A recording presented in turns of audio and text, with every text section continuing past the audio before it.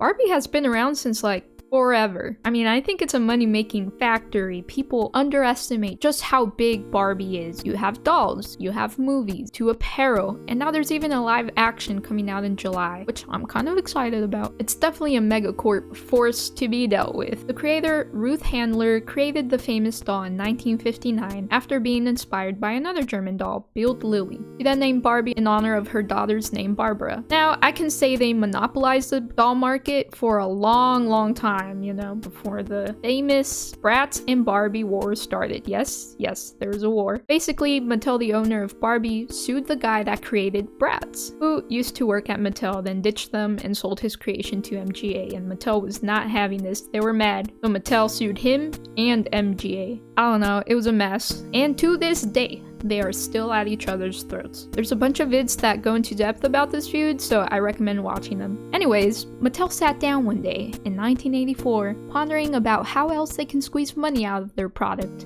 and thought, video games are a thing now. With popular games out like Pac-Man, Donkey Kong, Mario Bros, and later Legend of Zelda, Mattel decided to open up the route for Barbie games with their first game called Barbie, just Barbie. Coming out in 1984, this was published by the company Epix. Oh no, not Epic, Epix, who produced games such as Hot Wheels and other games I've never heard of, like Impossible Mission, Destroyer, and more. Mattel also created their own brand logo called Barbie Software, which has gone through several design changes, but I'm sure a lot of people recognize the logo from the beginning of each Barbie game. So as I was doing research, I found that it's kind of scarce. I couldn't really find anything on the actual game development or any other cool facts or details on early Barbie games. There's more info on recent games, more 2010 games like Barbie Dream House, Barbie Puppy Rescue, and others, so this video will be featuring more so the beginning of Barbie software and more popular games.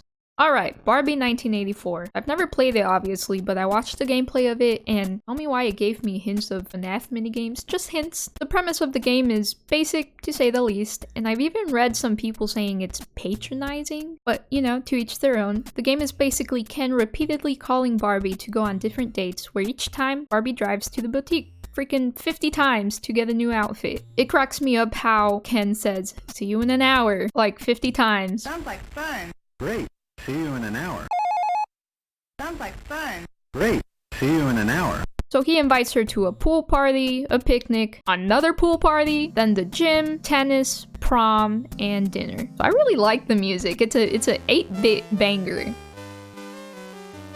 But oh my god, it's constantly interrupted by this ear-screeching static every time she drives. We get this creepy Walton file sound. Like, why not put some cute radio music or something? I don't know what the developers were thinking, but yeah, it's their first game. Okay, I'll give them a little slack. But through my research, I found that the reception was just meh. Nothing special for people. Alright, Barbie 1991. Later on in 1991, the second Barbie game came out called, again, Barbie. This is essentially a similar premise to the first Barbie game, where she has a bunch of plans, like going to the mall, picking out outfits, meeting up with Ken, and going to the soda shop. Then it's followed by a Mario Bros type gameplay, which actually looks pretty fun. There's a lot more action going on here in this game as opposed to the first Barbie game. And that's all the information I have on that. Like I said, there's not a lot of information on the audience reception, other than it got an 83% liked from Google users and a 2.7 out of 10 from IMDb. Okay. Alright, later Barbie games. So later on, more popular Barbie games came out, such as Barbie as Rapunzel, Secret Agent Barbie, Barbie Pet Rescue from 2000, Fashion Show, and horse games. So many horse games. I was obsessed with Repunzel and especially Secret Agent Barbie. Like, oh my god. Every top 10 Barbie game list I saw has at least 3 of the games I mentioned listed on it. Barbie Rapunzel. No, not the 1997 version. Yep, that one.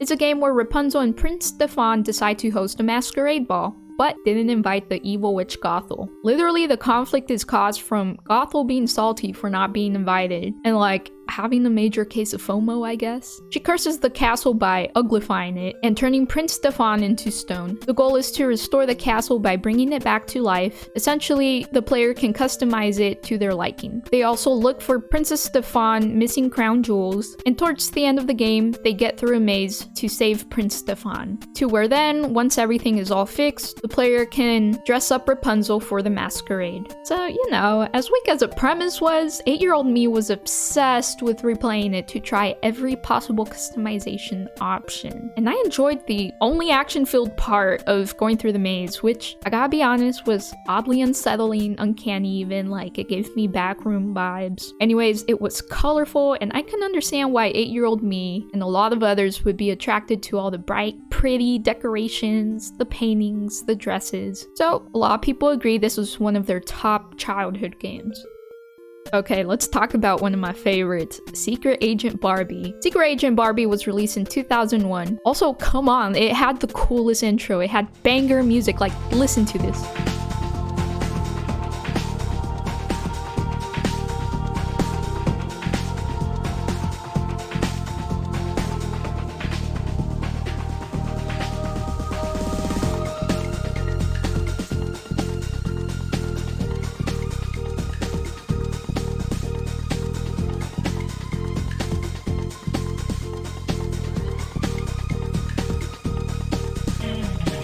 I could have sworn the only reason I played it so much was because I never hit save progress, so like I'd have to restart every time and essentially speedrun it if I wanted to play. I got pretty far in the game, but I was never able to fully finish it, so I sat down, I watched the gameplay just to see how it ended. So according to MobyGames.com, Secret Agent Barbie lets kids join the Alpha Blonde and her friends as she travels the world as an international fashion spy. Her mission is to investigate and stop the creation of an invisibility suit. The game contains 5 international locations: Paris, New York, Egypt, Tokyo, and Rio. Kids must complete a mission in each area, bringing them closer to breaking the case. Secret agents have access to special powers like running, jumping, tumbling, and blending into the background. True to the nature of Mattel doll that spawned an empire, there's a selection of Kate Archer-esque secret agent outfits that kids can pick out for Barbie and her friends to wear. I gotta say, I loved how Barbie would stop midway through the mission to say, let's change my outfit. Like, they definitely kept that classic Barbie theme targeted towards a girl demographic. I also remember thinking I was bad at the game because I could never catch this guy in Tokyo, even though the game was very obviously made not to catch him. The whole feel of the game reminds me of Totally Spies, which I was also obsessed with as a kid. Like, there was a whole spy craze going on when this game came out. You had movies like Spy Kids, the show Totally Spies, as I mentioned, the show Chuck, movie Johnny English, and so much more. I think Kim Possible too. I don't know if she was a spy or just some action person. Anyways, every kid wanted to be a spy. It was fun using all of Barbie's gadgets like Pink Vision, her little grapple thing, the recorder lipstick, and the best one, the spy puppy. The player is also able to use a cool looking translucent suit towards the end of the game to catch the evil Camille, or chameleon. So after watching the gameplay, the actual ending was kinda underwhelming. Like, Barbie, you should follow Chameleon. Why are you running? Okay, Barbie, you win. You and your team outsmarted me. You won't be flying away this time, Camille.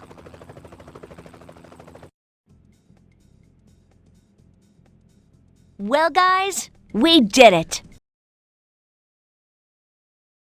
but regardless, so many people now revisit their childhood and feel that nostalgia by replaying the game. Or like me, watch YouTube videos on it. Its overall reception was fantastic and it turned into one of the more popular Barbie games.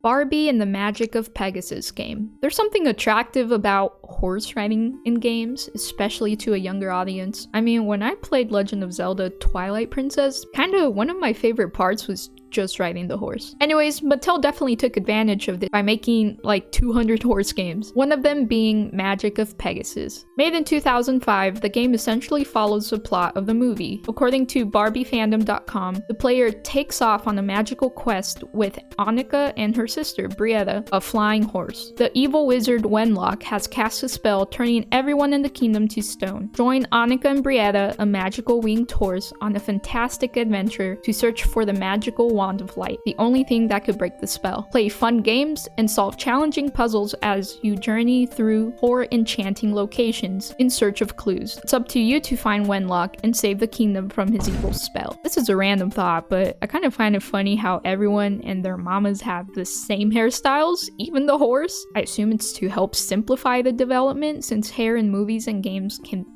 be hard to animate. You know, they already have a lot on their hands to animate. And I'm sorry, I gotta mention one of my annoyances.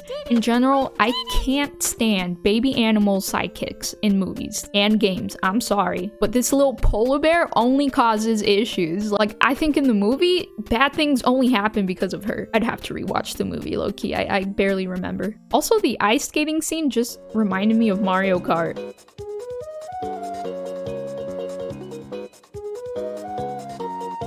Overall, the game is pretty good. The puzzles themselves aren't too bad. I do wish they involved more advanced puzzles. It's not like Secret Agent Barbie puzzles were hard, but I remember liking them more than this game. I do love how they got creative with flying by having Brietta dodge some falling rocks. It removed some of the repetition of the regular flying scenes of the game. Also, I don't know if it's just me, but I would have liked to stay a Pegasus if I were Brietta. I'd fulfill my childhood dream of wanting to be a horse when I grew up.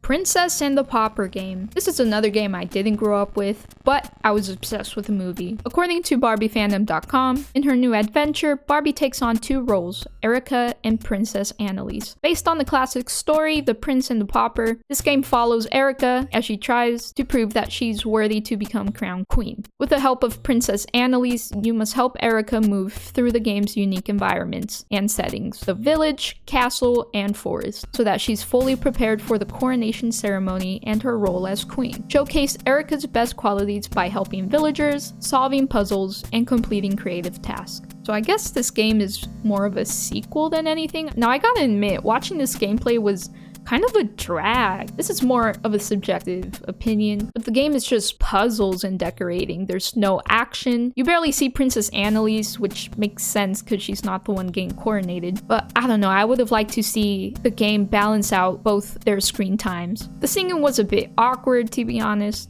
Follow, follow me. Come follow, follow me. Follow, follow me.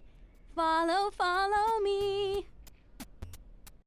Also, the puzzles were so repetitive. Like, you cross the swamp like 50 times, you decorate this window pane over and over again, and you make a cake. You know, making the cake wasn't that bad. I actually enjoyed watching those. I would have loved to play that. You also just go back and forth with the same type of people delivering stuff, and you help saw wood. So you could say, like, yeah, I was tired of the puzzles, but wasn't that Barbie as Rapunzel too? Kinda, but unlike Princess and the Pauper, you know, maybe it just doesn't have that nostalgic element as Barbie as Repunzel, which I did play. I don't know, just my opinion. Also, Rapunzel did have a short action 3D scene with the maze, and Princess and the Pauper didn't have a lot of action. It was also a lot longer, with gameplay lasting up to 2 hours, where Rapunzel you can finish that in like 45 minutes to an hour. So it doesn't drag on as much. Overall, this was another fan favorite, and it had a pretty good reception. The animation and setting was actually pretty good, and I liked the premise a lot more than Repunzel. I felt like a good sweet sequel plot.